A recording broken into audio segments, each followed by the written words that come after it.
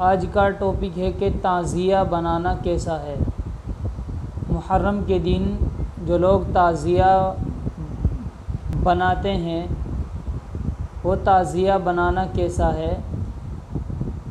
10ویں محرم بہت ہی فضیلت والا اور بابرکت والا دن ہے، اور اس دن کی عظمت حضرت آدم علیہ السلام کے زمانے سے چلی آ رہی ہے، اور قیامت بھی 10 محرم ہی کو آئے گی، ایسا کتابوں سے معلوم ہوتا ہے۔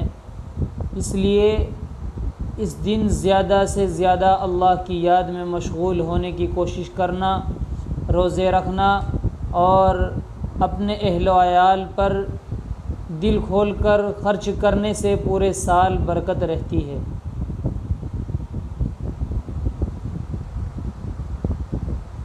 حضرت امام حسین رضی اللہ عنہ کی شہادت بھی تاریخ کا ایک اہم قصہ ہے۔ کوئی مسلمان ایسا نہ ہوگا جسے اس واقعے سے دلی رنج نہ پہنچا ہو، لیکن ان کی یاد میں تعزیہ بنانا اور اس کے ساتھ ناچنا کودنا وغیرہ اہل سنت والجماعت کے ہر عالم نے اس سے منع کیا ہے۔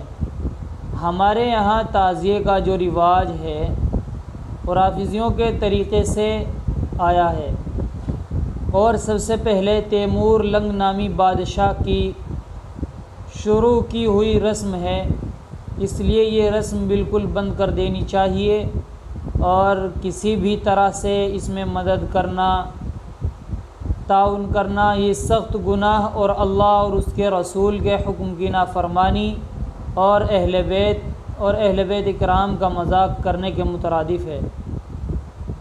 تعزیے کے ساتھ جو منت اور نظر و نیاز کا معاملہ جہالہ کرتے ہیں، جاہل لوگ کرتے ہیں، اس سے اسے ایمان کے چھین جانے کا خطرہ رہتا ہے، اس لیے صرف تعزیہ بنانا بھی جائز نہیں ہے، حرام ہے۔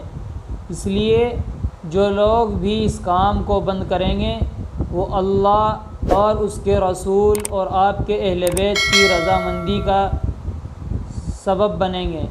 یہدی اللہ لنورہ من یشاء۔ آگے